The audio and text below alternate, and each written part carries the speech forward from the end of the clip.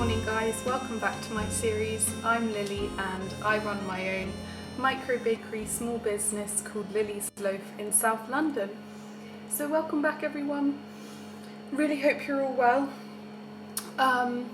If I'm looking a little bit sweaty, it's probably because I am. We are having a massive heat wave here in the UK, in London especially. It's been about 38 degrees centigrade for the past 2 days. I don't know what temperature it is right now, it's the morning, but it is very, very hot. But I must say, I've actually really been enjoying it. So I decided to close Monday, Tuesday this week. Mondays for my prep day, Tuesdays for deliveries, just because of the extreme red weather warning here issued by the Met Office, and I just didn't want to put Harry, my delivery guy, at risk because it's just temperatures that we're just not used to here in the UK, and if I wouldn't have wanted to have gone out on the bike in this weather, I'm not going to do it to anyone else. So the past couple days, I mean just yesterday because it's only Tuesday morning now, yesterday what did I do? I just took some time out really to kind of do a little bit of reading. I was doing a little bit of admin, just kind of sorting out some product costs, sorting out some wastage, just inputting that all onto my spreadsheet, just kind of getting up to date with a few bits and bobs online on my website, and just kind of taking a step back really. I was working on Saturday on the weekend. I was at the Rookery Market on Streatham Common again. These markets seem to roll around very quickly at the moment, but that is actually my last one for a while now, probably until September, just because, as you may have seen in my last video, I mentioned that I've been summoned for jury service in August, so I'm closing for the entirety. So yeah, no markets for a little bit longer. It was quite a quiet market, very slow and steady, but in saying that, we actually sold everything apart from 3 sandwiches. So I was actually so happy with how it went, and I was there with my sister. She was helping me set up the stall. With markets especially, I feel like you always need at least one other person to help you there, not only for like moral support setting up, but also like say if you need to go to the loo or if you need something to eat quickly. I feel like it's always good to have a bit of a tag team on the go. I always try and tell the customers a little bit about the business. I give them my business card and I let them know that we're a delivery service, so as much as we're selling product, we're also selling the business. So it's always really handy to have like another brain there, especially if you've been up since about 4:30 in the morning and you're flagging a bit. So yeah, that was really lovely to have her there, but it gave us actually a really nice opportunity to just kind of chat and yeah, just chat about the future really. So I decided to make focaccia sandwiches, or just sandwiches in general, because the more that I'm doing this, the more that I'm learning about like value adding certain products. So kind of running on from what I was saying last week about how cool it is to be a small business and to kind of like try new things out on a small scale and see what works, see what doesn't for my future shop. So yes, it was just super cool and like something different, and I didn't think I actually had the space or the capacity to do sandwiches here, but it was actually fine because I've been reducing my stock for markets anyway to kind of control wastage, and especially at the quieter ones, and it was fine. Like it was a little bit stressful, like running a bit behind time, and it actually takes a really long time to make X amount of sandwiches, but they went down really well. Like people loved the look of them, and yeah, I was just super happy with them. That looks so good, doesn't it? Yeah. Trying to match them up.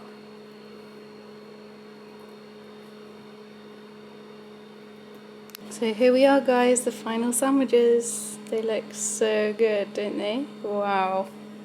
Look at that.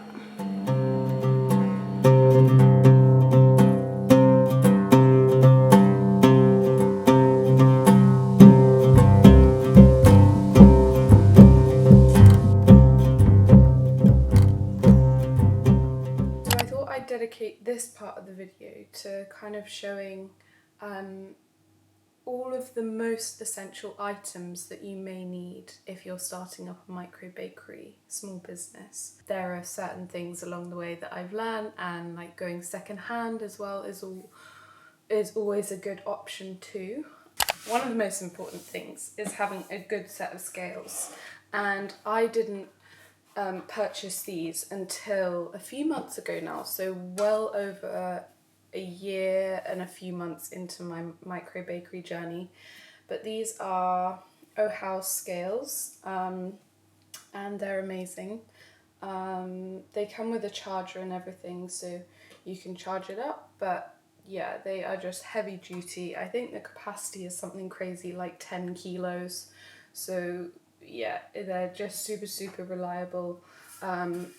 Really nice and big surface for, especially if you're doing like sourdough and big breads when you're scaling. That's really cool. What I also love is you've got the units on this side, but also on this side too. You see it as an investment, as something that I'll hopefully have for many years to come. And I know when I have my shop, I'll definitely be having to invest in a couple more of these. But they're just heavy duty, really reliable. Okay, so next item is these 3-litre jugs.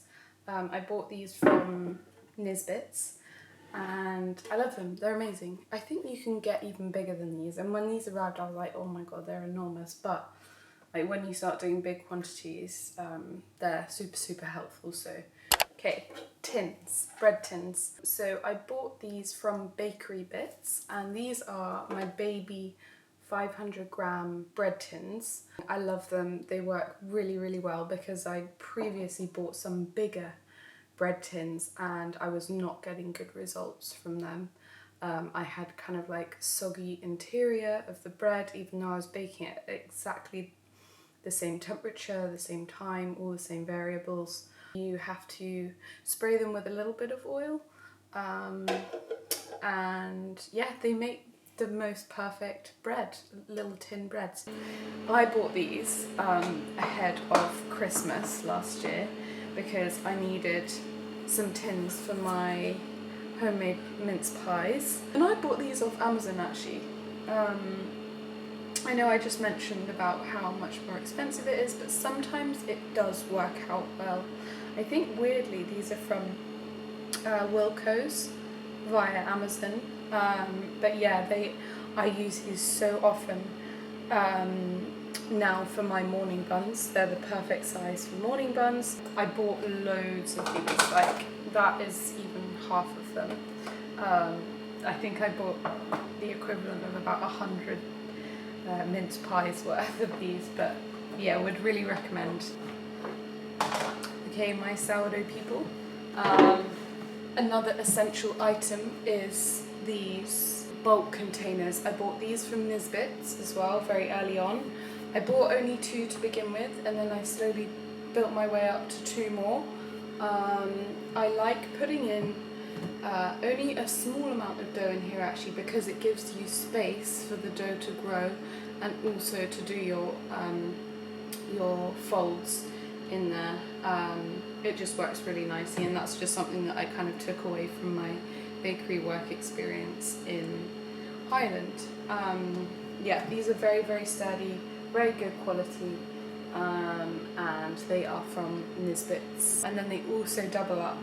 Sometimes we use them on deliveries to put all of the packages inside, because it's so much easier carrying that out to the bike than it is carrying loads of individual bags. So yeah, these get loads of use. Would really recommend. Next thing is these storage boxes that I think I bought these from Costco a while back, but they are so useful in terms of keeping your ingredients nice and tidy and keeping everything as hygienic as possible. I have about 6 of these in my micro bakery. I could do with a couple more actually, but I fill them with everything from like sugar to cinnamon, spices, my gluten-free ingredients as well, all sorts of things, seeds, anything that's open and I want sealed, they go in these, and yeah, I love them, they're amazing. Bowls, so I bought these from Nisbets as well. These are, did I get these from Nisbets? I either got these from Nisbets or from Amazon, but these are enormous, like 3-litre bowls, and they're amazing. I use them all the time for measuring out my flour, for measuring out water, everything for sourdough baking. Okay, so the next piece of equipment is this cooling rack, and I bought this very early on from Costco. It gets a whole load of use. I use the top layer for my gluten-free products and the bottom 3 layers for my sourdough loaves and other products. This is amazing. It's perfect for cooling, but then I also quite like it as well because I've seen a few other bakeries use it as like a display in their shop, so it could double up as that in the future potentially, but yeah, it gets loads of use. Next item is bannetons or bread baskets for sourdough. So I bought these ones first of all. These are 750 gram bannetons from a German company called brotformen.de. I'll put the link below. It's the best price that I've found for bannetons anywhere. And you do have to pay tax imports from Germany, but it kind of balances out, and I think when I bought them it worked out to be about £6.50, £7 per basket, so it was definitely way cheaper than anything else that I'd found online. So I bought loads of these 750 gram ones first. When I say 750 grams, I mean the scaling weight. So when you have your big container of sourdough, then you scale it down to 750, and that's what fits in those baskets. And then later on, when I was getting more orders and I wanted a longer style loaf, I ordered loads of these, so 900 gram bannetons, and they're from exactly the same company, brotformen.de. You can choose if you want like rigid surface or smooth. I quite like that surface. Okay guys, so the next item is these blue barrels here, and they are amazing. I've had these from very early on. I bought these from Amazon actually. They are quite expensive. I think the big ones are about £60, but this is like a 60-litre barrel, and it's all like UN approved, food hygiene approved, but these are perfect for storing my flour in. As you can see, I've kind of got, I don't have enough barrels now for the amount of flour that I have, but it's just so much tidier and hygienic keeping it in these than in this kind of setup here. In bigger bakeries, you'd be getting through like huge quantities of flour every day, so they don't need these sort of things, but these are perfect for micro bakeries, just to keep everything clean. The other thing about these is they stack up, so you're actually creating more space in a small space in your micro bakery.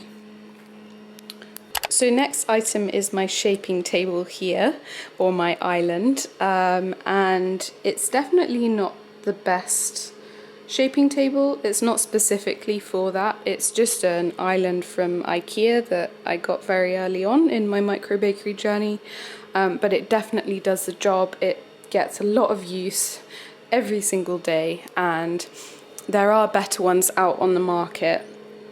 Definitely. There's one made by Campbell which is so so beautiful, and hopefully I'll have that one day, which is made specifically for shaping bread. But this one, it's perfect. It does the job right now. And underneath as well, it's cool because it doubles up and it has all this storage space underneath. So as you'll see, I've got the blue containers underneath here, keeping ingredients inside. I've got like sugar down there in one of the containers. I've got little Lazy Susan behind here, which has more ingredients inside. Yeah, I mean, it gets a lot of use. I do need to tidy it up a bit, but this is like very realistic version of what it looks like. But yeah, this is just from IKEA, and then round the back here, you'll see underneath there's all this space here. So this is where I stack my bulk containers.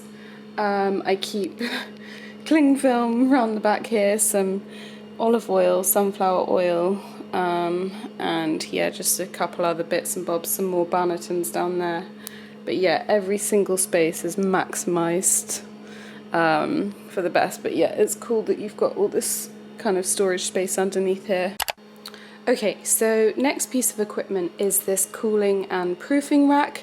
I definitely don't use this in the right way, and I don't use it as much as I would like to, purely because of space in here. I was really excited to get it because it really helps when you've shaped your loaves on here, on the boards, and then you can slot them in there and keep them in there before you're ready to final shape them. It's also cool in the morning if you're proving stuff.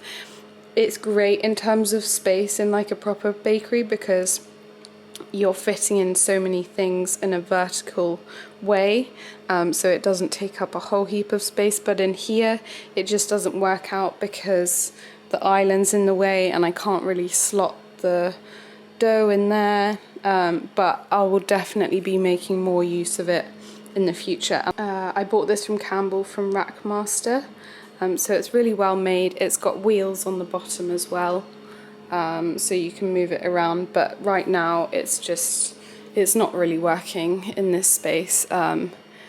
It may be better if I were to move it, for example, over here potentially, but it's just not working out that way right now. So over here, this was actually one of the first pieces of equipment that I ever got. This is just like a mini little island, but now it's used mainly as storage space, as you can see. So inside, this is from IKEA as well. Inside I keep a lot of my equipment, so like tongs for the markets, pastry cutter, pastry wheel, little measuring spoons, brush, spatula, dough scrapers, and like cutters in there. So yeah, I love this drawer. It's so handy, just keeping everything in there. And then underneath you'll see I've got more ingredients in there, which I need to really organize that. It's looking a little bit worse for wear right now. But you'll notice I've got more of the blue containers underneath there as well, just to keep everything nice and tidy. And as I said earlier, I've got loads of like seeds in there, like linseeds, pumpkin seeds, all sorts. And then over here, I think I've shown you guys this before. So this is my timer. So got this fitted in by an electrician, and I can set this to whatever time I want in the morning for the oven to turn on. Makes my life so much easier and means I'm not getting up at stupid o'clock at 2 AM when I'm already getting up very early at like 3:30 on some days for markets especially. If you're doing any of this for your micro bakery, definitely get a qualified electrician in. It's really, really important. And then this is actually going to be for my new oven coming in, and my new oven coming in, but that's a couple weeks away. Guys, I can't believe I didn't include my fridge in my equipment chat. So yeah, this is a Polar 600 litre fridge. It is very noisy, as you can probably hear it in the background. I've definitely gotten used to it, but I would say that's one of the major cons of it. Also, as you'll see at the back, it's not the most efficient system. It's icing up quite a bit, and I've had an issue a few weeks ago where I was defrosting it because it was so inefficient, and we had a flood, so it kind of flooded out the back of the fridge. So I would definitely look at other brands before you go to Polar. Potentially look at Foster's. I know a few of my baker friends have got Foster's, and they've all been quite happy with them, so I would definitely look at other brands other than Polar. It's fine, it's very pretty, but I would say it's not the best fridge. For example, last night it heated up to about 13 degrees for well over an hour and a half, which is way too high for controlling temperatures especially. So yeah, I wouldn't recommend this one, but yeah, my honest opinion. So guys, I'm going to wrap up the video here. I really hope you found this useful. It was a slightly different kind of style video, but I know a lot of you guys are starting on your micro bakery journeys, or you're just really keen home bakers, so hopefully this is useful in some way. I know a lot of you are based in the States, so hopefully you can find similar sort of things where you are, but I hope this gives like a kind of idea of a few essential items that you may need to get started in your micro bakery. So yeah, thank you so much for watching. Hit the subscribe button, hit the like, and I will see you next time. Bye guys, take care.